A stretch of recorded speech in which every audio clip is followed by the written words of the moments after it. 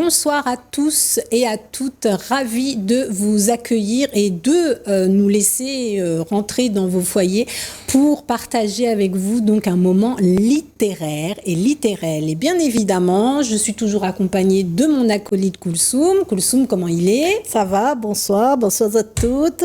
Merci d'être fidèles à notre émission, merci de nous suivre et puis merci de nous reconnaître aussi dans la rue. Des fois, on nous fait coucou comme ça. Merci de nous suivre parce qu'on est très très content quand on voit que vous nous suivez, on vous voit mettre des j'aime sur nos trucs. Ça nous fait plaisir. Alors, et continuez surtout. Il faut mettre la culture en l'air, marmaille. Voilà. Oui, parce que la culture est un peu malmenée en ce moment. Exactement.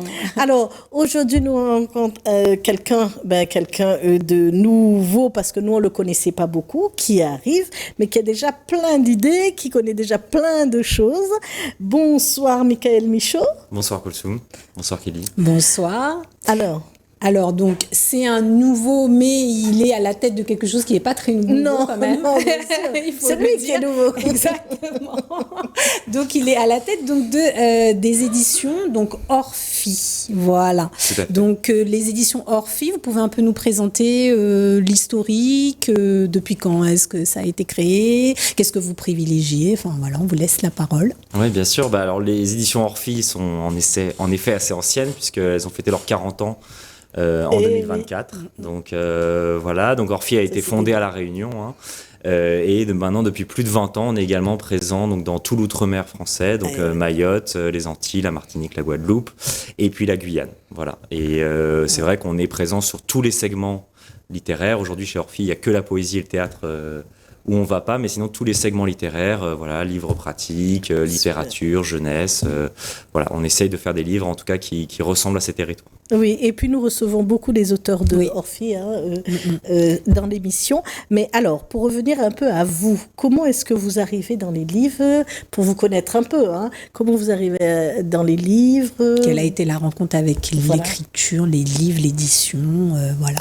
Alors c'est vrai que moi les livres, c'est un amour de longue date, depuis tout petit, voilà, j'aime beaucoup ça et je pense que lire un livre apporte beaucoup de choses que ne peuvent pas apporter d'autres choses. Donc voilà, alors c'est vrai que j'ai eu une autre vie avant, mais j'ai grandi avec Orphie, puisque les fondateurs d'Orphie sont mes beaux-parents. Et je pense que pendant le Covid, je me suis, comme beaucoup de gens, posé des questions, beaucoup de questions, et voilà, et j'ai eu l'envie en fait de reprendre tout simplement la maison d'édition pour aussi apporter un petit coup de jeune et un petit coup de frais, voilà, sur la maison et continuer à la développer et à la faire vivre au moins jusqu'aux 40 prochaines années. Ah ben oui, parce que les 40 ans d'Orphie, c'était vraiment superbe, avec Gérard, Hélène et puis tous les auteurs qui étaient là et même des invités qui sont venus d'ailleurs et étaient là. C'était quand même une super belle fête. Donc dans 40 ans, j'espère être encore là. On essaiera d'en faire une avant. On refait la fête. Alors justement, tout à l'heure, vous nous parliez donc d'un nouveau coup de jeunesse. Donc j'imagine qu'il y a une nouvelle ligne directive, il y a une nouvelle orientation. Qu'est-ce que vous privilégiez par rapport à ce qui s'est fait avant chez Orphie? Qu'est-ce que vous allez y mettre? Alors l'idée, c'est de garder quand même, l'ADN d'Orphie et voilà ce qui fait d'Orphie. J'adore l'ADN. Exactement. La racine quand même. La racine, et après on fait quelque chose. Voilà, mais c'est vrai que à la fois d'apporter des choses nouvelles, par exemple, sur un pan comme la jeunesse, qui représente un pan très important chez Orphie. Donc par exemple avec un ouvrage qu'on a ici comme Bois de couleurs, d'Abbas Mula et illustré par Olma, très joli, très joliment illustré. Où on est en fait dans une fable écologique ici par exemple typiquement. Fable écologique. Tout à fait, voilà. Donc on a voulu faire passer. L'idée c'était en fait de raconter une histoire de protection de la biodiversité, et notamment la biodiversité réunionnaise, et à travers des enfants. Voilà. Donc dans l'histoire les adultes, on va dire, ne sont pas très gentils, très sages, ou en tout cas voilà. Et c'est les enfants qui vont sauver qui rappellent à l'ordre leurs parents. Voilà, exactement, et qui vont finalement être les héros pour sauver la forêt de Bois de couleurs, donc qui se situe dans ma fat. Et on a voulu apporter aussi une dimension, voilà, et puis on a voulu aussi apporter une dimension pédagogique. Donc on s'est associé avec le conservatoire Mascarin. Botanique Mascarin, avec qui on a réalisé un livret pédagogique, donc qui est inséré dans l'ouvrage, et qui reprend en fait les héros. Voilà, mais qui également va donner prof. Voilà, exactement. Mais qui va donner aussi des éléments pour sur la faune, la flore réunionnaise, qu'on a voulu vraiment faire avec des scientifiques pour pas te raconter de bêtises. Voilà. Donc ça, par exemple, c'est un des aspects, mais aussi j'allais dire d'aller prendre des risques.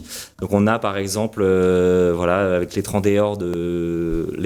Donc en fait, qui est la traduction de l'étranger d'Albert Camus. De Camus. C'est un classique. Tout à fait, classique. Voilà. Ça peut être bien. Excusez-moi, je vous coupe pour nos élèves. Tu vois, au niveau de leur bac de français, ils savent pas quel lire choisir. Lire en créole, lire en créole, c'est compliqué. Voilà, alors, pour eux. C'est un des fondamentaux d'Orphie, c'est de proposer depuis très longtemps des ouvrages en français créole. Ouais. Voilà, donc on en a beaucoup fait pour la jeunesse et on continue à en faire. Avec et on a Céline sorti également avec Céline Huette. Et Céline Huette, d'ailleurs, on a sorti en fin d'année un super jeu Zmovelli pour apprendre le créole aussi. Et c'est vrai qu'on voulait, j'allais dire, pas laisser les adultes de côté non plus. Et donc quand Jean-Louis Robert, bien connu, nous a proposé finalement la traduction de l'étranger, on s'est dit c'est un pari mais qu'on a envie de relever. Ah oui, ça et on a eu la chance que Mohamed Assaoui nous a offert une belle préface et puis il était doublement concerné puisqu'il a écrit le dictionnaire amoureux de Camus, il y a quelques années, et puis il avait écrit sur l'affaire Furcy aussi. Donc ça a pu réunir pour lui à la fois La Réunion et Camus, donc voilà. Et puis toujours aussi transmettre et parler du patrimoine. Ça, pour nous, c'est quelque chose de très important.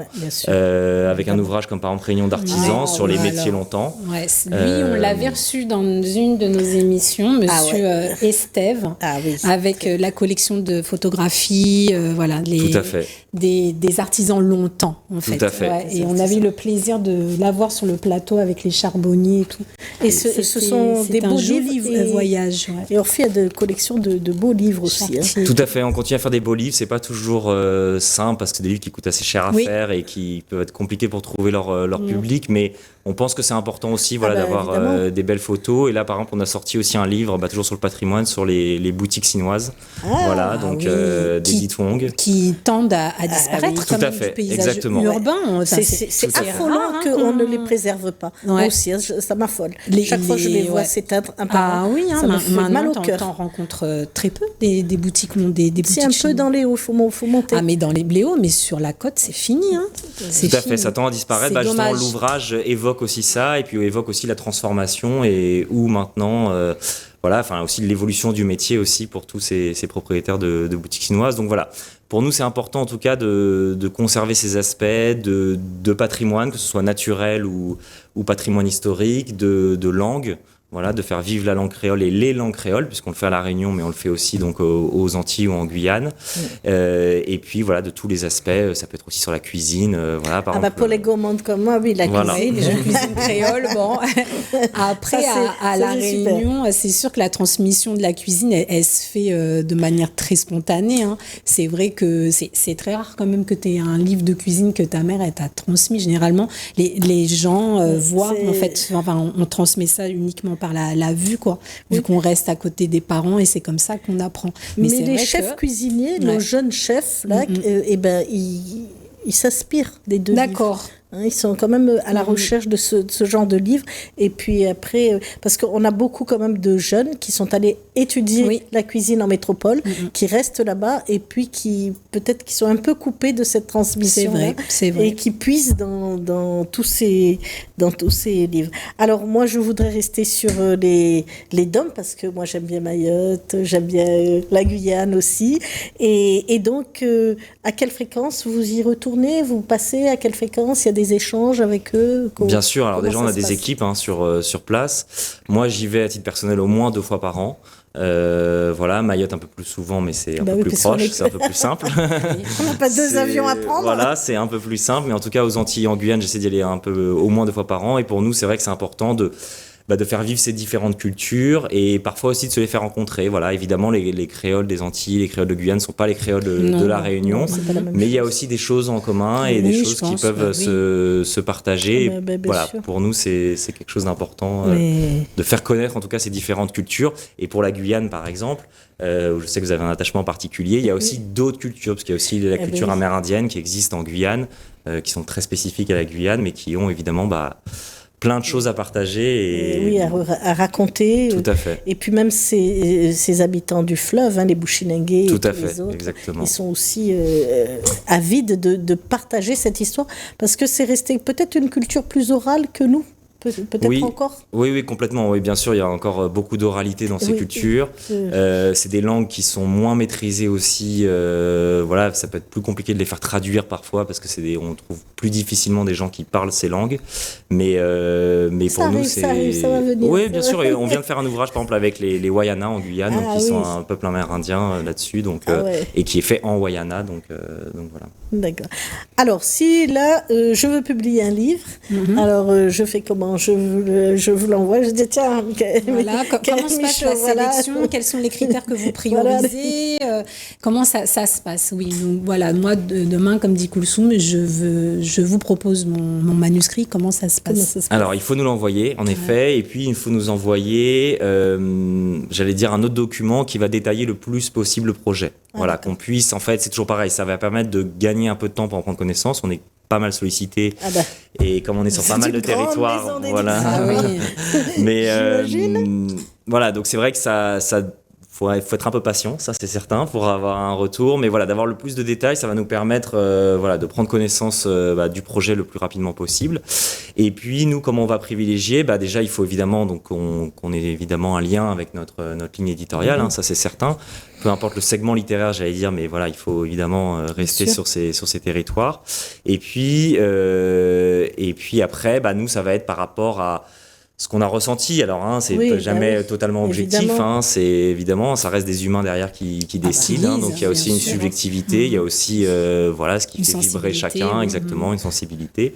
Et puis, on va essayer de faire des choses qu'on n'a pas forcément faites aussi. Voilà, Ça, c'est d'apporter bien. de la nouveauté. Et par contre, ce qui est très rassurant quand on voit tout ce qu'on peut recevoir comme projet, c'est de voir tous ces talents qui existent, et notamment à La Réunion, il y en a vraiment beaucoup. Oui, oui. Que ce soit sur les auteurs ou les illustrateurs, on a de la chance d'avoir un vivier assez fort. Ah ben c'est formidable. Et donc là, vous pensez aller conquérir d'autres territoires ou vous restez là? Parce qu'en métropole, bon, je sais que vous êtes implanté depuis 2014, hein, c'est ça, en métropole? Alors depuis 94. 94. Ah bah, Depuis, tiens. depuis Voilà. 30 ans en métropole, tout à fait. Voilà. En fait, pour nous, c'était important de diffuser aussi en métropole. Ça suppose d'autres choses, ça suppose certaines complexités évidemment, mais c'était important que les livres puissent s'exporter et pas forcément rester qu'à La Réunion. Oui. Donc c'est vrai que depuis 94, on a des bureaux en métropole qui nous permettent aussi, et on passe aussi par ce qu'on appelle donc un diffuseur, hein, qui est un peu une étape obligatoire, oui. pour que les livres puissent exister chez les libraires dans les librairies de métropole. oui. Donc Ça, c'est important aussi. c'est important. Voilà, pour nous, c'est important que tous ces livres puissent être diffusés et qu'on puisse les trouver là-bas. Non seulement évidemment pour les Domiens qui vivent en métropole, mais pas que. Pas Oui. que pour aussi faire découvrir ces histoires, faire exactement. découvrir, voilà, oui. Qui font partie de l'histoire de la France. Exactement, tout à fait. C'est un Et autre qui visage, qui sont souvent méconnus. Et voilà, donc nous, c'est un travail qu'on fait de longue haleine et on se bat souvent pour aussi dire, vous avez des comptes, je sais pas, de Russie, Bien sûr. du Tibet, alors pourquoi pas, tout simplement avoir De La des... Réunion. Non, des mais c'est comptes vrai, de La Réunion, voilà. j'ai eu du mal. Bon, j'ai rencontré une librairie Calypso où il y avait un peu plus Tout à fait. des livres des DOM, mais c'est vrai qu'on a du mal à C'est trouver. rare. De temps en temps, on tombe, on se dit, tiens, Voilà. c'est vrai qu'il y a encore un grand chemin à faire. À faire, oui. Donc tout à l'heure, vous nous parliez donc d'un panel d'ouvrages. Je suis intriguée par Ils sont ici, cet ouvrage. Tout à fait. Donc ça, Dominique Tellier. quand on parlait des ouvrages, voilà, un peu nouveaux, ça en fait totalement partie. Donc Dominique Tellier est un auteur qui fait pas mal de choses chez nous, notamment Thibouchon, un livre en créole français Oh, mais qui oui. fonctionne Oui, très oui, bien, oui. voilà. Et il nous a proposé ce projet qu'on a vraiment adoré, qui est en fait un livre-jeu. Un livre enquête, en fait, où vous êtes le héros. Donc, vous D'accord. incarnez un ou une journaliste, chacun choisira là-dessus. Ça se passe à la plaine des Cafres. Ah bah, On aurait vu des ovnis, donc ça rend hommage à la soucoupe également de la plaine des Cafres. Voilà. Ouais, c'est fantastique. Et voilà, donc vous êtes le journaliste qui va mener l'enquête pour savoir quels sont ces ovnis qu'on aurait vus à la plaine des Cafres. Et donc, selon les choix que vous allez faire, vous allez être renvoyé à différentes pages. Et qui vont pas vous donner le même scénario finalement du livre. Bien. Donc ça a été un livre assez complexe à construire évidemment parce qu'il faut garder une cohérence et puis sûr, voilà. Ouais. Mais c'est un très beau projet et on a trouvé ça assez original que des livres-jeux il y en a évidemment, mais il y en avait pas, en tout cas pas à notre connaissance. Quel à La âge Réunion. Ouais. À partir de 13-14 ans. Oui. Ah, quand même. Puis là, ça les permet donc d'avoir donc accès à une autre forme de lecture. Tout à fait. Voilà, ils s'amusent donc voilà, c'est tout bénef. C'était important pour nous, ouais. Ah Et- bah oui. J'avais une question, donc justement, actuellement, on est quand même dans un monde où le numérique prend beaucoup de place quand même. Donc comment vous faites, vous, à ce niveau-là? Vous êtes dans le numérique aussi au niveau des livres? Vous essayez de... Parce que alors, ma question concrètement, c'est est-ce que le livre va bien? Alors, globalement, oui, on entend beaucoup de choses sur le livre. C'est vrai Ouais. qu'on vend moins de livres Ouais. qu'à une époque. Il y a une volonté aussi d'avoir tout le temps de la nouveauté, etc. Donc c'est vrai que c'est Ça, compliqué c'est- parce qu'il faut, il faut produire, etc. Trouver les auteurs, enfin voilà. Mais le livre, heureusement, existe encore. Il y a, je pense, une volonté déjà pour les plus jeunes de remettre du papier dans les mains, et ça, je pense que c'est important. Évidemment, c'est aussi une volonté politique, mais on a quand même la chance à La Réunion d'avoir des mairies engagées, une région quand même engagée aussi, un département sur la culture et sur le livre, et heureusement, parce que je pense que c'est important aussi pour faire vivre l'édition locale. Bien sûr. Les libraires aussi quand même donnent une belle place au local, même si on trouve que c'est jamais assez, mais voilà, il y a quand même de la place qui est donnée au local et c'est important pour nous, c'est sûr.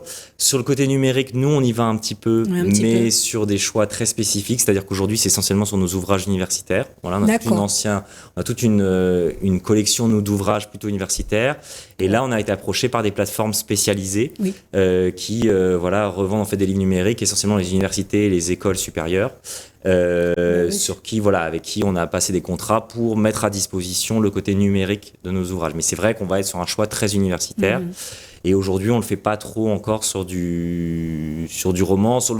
Les ouvrages jeunesse, ça n'a pas de sens et peu de sens de toute façon, parce qu'on perd évidemment les illustrations. Exactement. Et je pense qu'il y a quand même un besoin important de mettre du papier dans les mains des marmailles. Donc, c'est pas nous qui allons contre-tir, on est en première ligne. Voilà, donc je pense que ça, on est tous d'accord là-dessus. Ouais, c'est Et mais on réfléchit en effet sur le roman aussi pour pouvoir s'ouvrir à un autre public. Quand vous parlez de livres universitaires, vous pensez à l'histoire de la Réunion, de Réunion au XVIe siècle, tout ça, ou bien au XVIIIe, ou bien c'est d'autres, des romans de nos... Alors, c'est plutôt en effet toute la collection qu'on a chez nous, le Grand Livre 2. Donc, il y a par exemple le Grand Livre de l'histoire de la Réunion, volume 1, volume 2, qui est un classique. Mais par exemple, La faune et la flore originelle des Mascareignes, un auteur comme Mathieu Saliment, par exemple, qui est vraiment un spécialiste.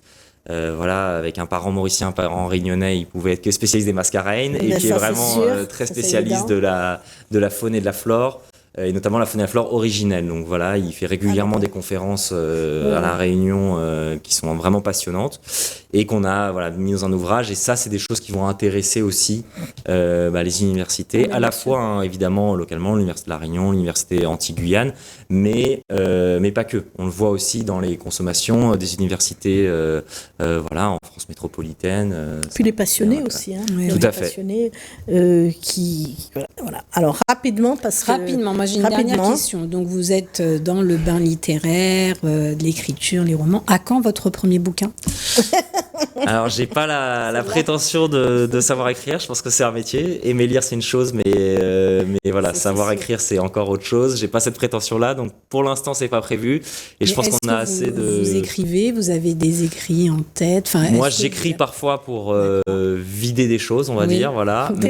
Thérapeutique, voilà, c'est le bon terme. Mais je me permettrai pas je pense pas que pour l'instant il y a intérêt à une publication et on a suffisamment de projets et d'auteurs qui ont du talent pour leur donner la primauté. Donc, déjà c'est le nouveau visage d'Orphie. Exactement. Alors déjà porter ce visage, là. Voilà, un nouvel visage. On peut avoir une double facette. Bon, très voilà. Bien. Bah, c'est sur ces belles paroles livresques qu'on va se quitter. Merci beaucoup, donc Michael Michaud, donc le nouveau visage d'Orphie. Merci Koulsoum. Et nous on retrouve pour d'autres aventures littéraires. Merci Bonne soirée. à vous. Au revoir.